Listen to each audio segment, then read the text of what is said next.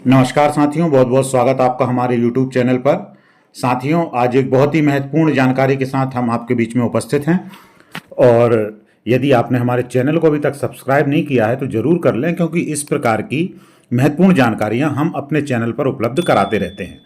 साथियों, जैसा कि आपको पता है कि अभी भारत सरकार के द्वारा जनगणना कार्य कराया जाना है, और इस हेतु इस बार भारत सरकार ने एक बहुत ही अच्छी सुविधा दी है कि हम अपनी खुद की जनगणना भी कर सकते हैं, जिसे स्वगणना नाम दिया है। तो साथियों, आप सभी को अपनी स्वगणना करना है, ताकि जब प्रगणक आपके पास आएंगे तो आपका एक जो ऐसी आईडी है वो जनरेट होगी।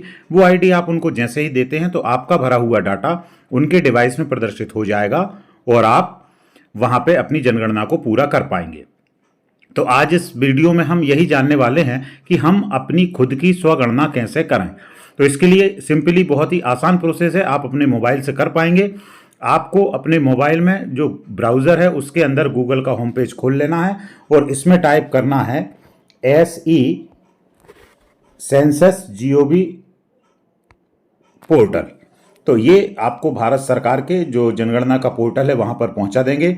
यदि आपको यहां पर सर्च करने में कोई दिक्कत भी आती है तो हमने अपने इस वीडियो के डिस्क्रिप्शन में लिंक भी डाली हुई है, आप सीधे उस लिंक को क्लिक करके भी इस साइट पे पहुंच सकते हैं। तो हमने इस पोर्टल को खोला। पोर्टल को खोलने के बाद इस प्रकार से इंटरफेस हमारे सामने होगा, जिसमें हमसे सबसे पहले स्टेट चुनने के लिए कहा जा रहा है और उसके बाद एक कैप्चा कोड यहाँ पर दिख रहा है। तो सबसे पहले हम अपना प्रदेश चुनते हैं। साथियों, जिन प्रदेशों में स्वगणना कार्य प्रारंभ हुआ है वही आप चुन पाएंगे। तो हमारे मध्य प्रदेश में ये कार्य प्रारंभ हो गया है, तो हमने मध्य प्रदेश यहाँ चुना और इसके बाद हमें कैप्चा कोड यहाँ पे भरना है। तो हम कैप्चा भर लेते हैं। जैसे ही आप कैप्चा कोड सही डाल देते हैं तो इस प्रकार का एक वेलकम मैसेज आपके पास आ जाएगा। इस मैसेज को आपको ओके पर क्लिक कर देना है।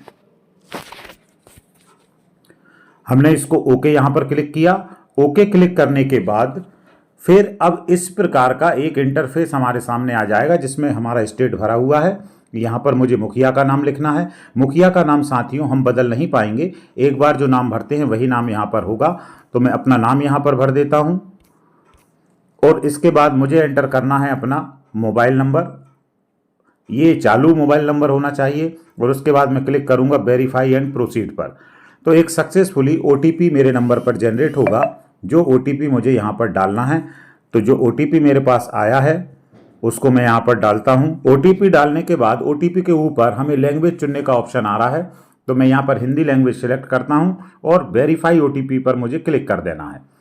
जैसे ही मैं वेरीफाई OTP पर क्लिक करता हूँ मैं अगली स्क्रीन पर पहुँच जाऊँगा। अगली स्क्रीन में मुझे अपनी लोकेशन यहाँ पर देना है। तो मैं अपना ज़िला चुनता हूँ, मान लीजिए कि रायसेन ज़िला है तो मैं रायसेन ज़िला यहाँ चुन रहा हूँ। पिन कोड मुझे अपने शहर का डाल देना है। यदि आपको पता है तो यहाँ से चुन पाएंगे, अदरवाइज़ आप डायरेक्ट मैप पे भी सर्च कर सकते हैं। मैं अपने शहर का नाम डालता हूँ। तो मैंने अपने शहर का नाम डाला तो मेरा शहर यहाँ पर आ गया है। और इतना डालने के बाद नीचे एक मैप भी प्रदर्शित होगा। तो इस मैप में मुझे अपनी एक्चुअल लोकेशन बता देना है कि मैं कहाँ पर मेरा निवास है। तो इसके लिए आप 2 उंगलियों से इस मैप को चलाते चलें, और जब 2 उंगलियों से हम चला रहे हैं तो येलो लाइन से एक डॉट आता है, उस डॉट को अपनी स्थायी लोकेशन के ऊपर आपको ले जाकर रोक देना है। तो मैं यहाँ पर अपनी लोकेशन को सर्च करने का प्रयास कर रहा हूँ कि मेरी लोकेशन कहाँ है। तो उसको मैं ढूंढता हूँ इस मैप में, और हम प्रयास ये करें कि निकटतम लोकेशन पर हम अपने उस डॉट को ले जा पाएँ। जैसे अभी मान लीजिए कि मैंने अपनी लोकेशन सर्च की है और मैं लगभग अपनी लोकेशन पर पहुंच गया हूं, और मैंने अपनी लोकेशन पर इस डॉट को यहां पर रोक दिया। और स्थान की पुष्टि करें, इस बॉक्स को क्लिक कर देना है और करने के बाद सहेजें और आगे बढ़ें। फिर एक पॉपअप आएगा जो हमारी जानकारी, जो लोकेशन दी है उसकी कंफर्मेशन हमसे ले रहा है, तो हम हाँ यहाँ पर कर देते हैं। और इसके बाद हमारे प्रश्न चालू हो जाएंगे।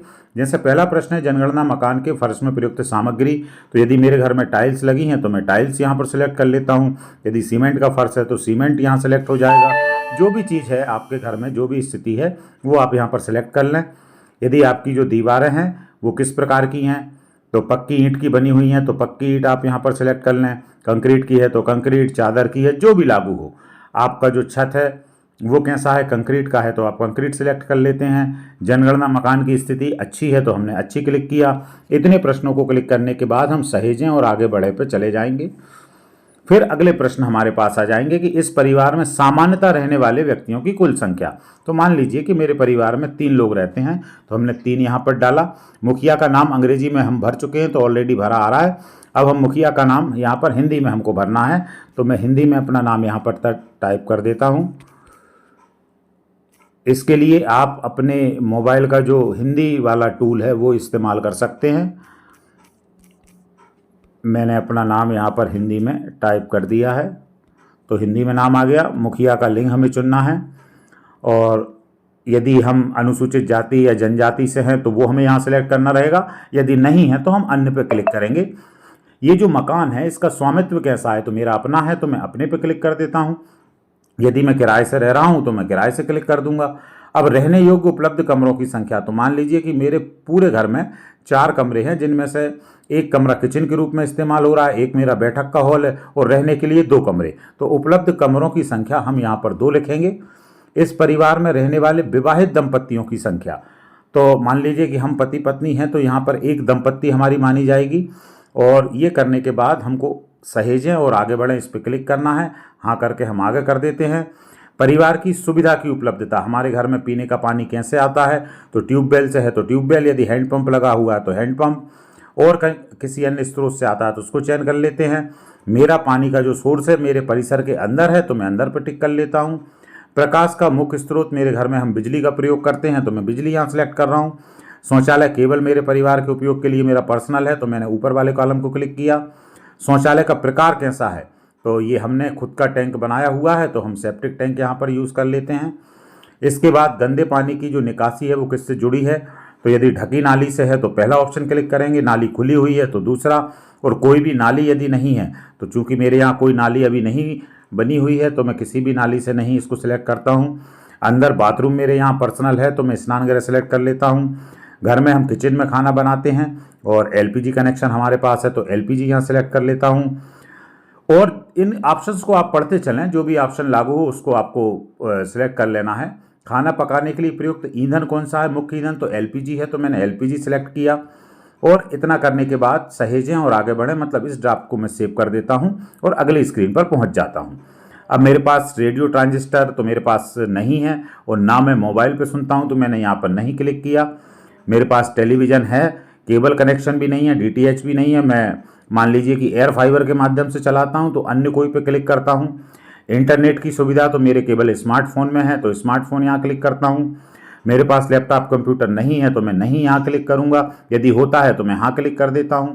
टेलीफोन और मोबाइल फ़ोन मेरे पास यदि दोनों प्रकार के हैं, लैंडलाइन भी है और स्मार्टफोन है, तो दोनों पे क्लिक करेंगे। अदरवाइज जो मेरे पास अवेलेबल है उस पर मैं क्लिक करता हूँ। साइकिल, स्कूटर, मोटरसाइकिल मेरे पास हैं या नहीं, तो मेरे पास मान लीजिए कि दोनों हैं, तो मैं यहाँ दोनों क्लिक करता हूँ। यदि मेरे पास कार है तो उसे भी मैं हाँ क्लिक करता हूँ। और मेरा परिवार मुख्यतः कौन सा अनाज खाता है, तो मैं जैसे गेहूँ का प्रयोग ज़्यादा करता हूँ, तो मैं गेहूँ यहाँ पर क्लिक कर लेता हूँ और इसके बाद सहेजे और आगे बढ़े पे जाता हूँ। ये करने के बाद एक पूरा डिस्प्ले यहाँ पर प्रदर्शित होगा, जिसमें मैंने अभी जो आंसर भरे हैं वो सब एक बार मुझे रिव्यू के लिए आ रहे हैं। और नीचे 3 प्रकार के ऑप्शन है, पुष्टि करें और सबमिट करें, ड्राफ्ट के रूप में सेव करें और संशोधन के लिए वापस जाएं। तो यदि मैं चाहता हूं कि मुझे कुछ सुधार करना है तो मैं लास्ट वाले ऑप्शन से बैक चला जाऊंगा। यदि मैं चाहता हूं कि मैं शाम को इसमें सुधार करना चाहूँगा या बाद में इसको एक बार देखना चाहता हूं, तो ड्राफ्ट के रूप में हम सेव कर सकते हैं। और यदि मैं कन्फर्म हूं तो मैं पुष्टि करें और सबमिट करें पर सिलेक्ट यहाँ कर लूँगा, उसे क्लिक कर दूंगा। तो मेरा यदि मैं ऐसा करता हूं तो काम पूरा हो जाएगा और एक SEID यहाँ स्क्रीन पर भी प्रदर्शित हो जाएगी और मेरे मोबाइल नंबर पर मैसेज के द्वारा आ जाएगी। तो उस आईडी को जब आप प्रगणक आपके घर जनगणना के लिए आएंगे तो उनको उपलब्ध करा दें और उपलब्ध कराने के बाद वो आपके डाटा को वेरीफाई कर देंगे। तो साथियों, बहुत ही सिंपल प्रोसेस है, आप बहुत आसानी से अपनी खुद की स्वगणना कर सकते हैं। तो अति शीघ्र आप स्वगणना कीजिए। आपके आसपास जो लोग हैं जो एंड्रॉयड फ़ोन चलाते हैं उनके साथ भी इस वीडियो को शेयर कीजिए ताकि वो भी अपनी स्वगणना कर सकें। बहुत बहुत धन्यवाद सभी को।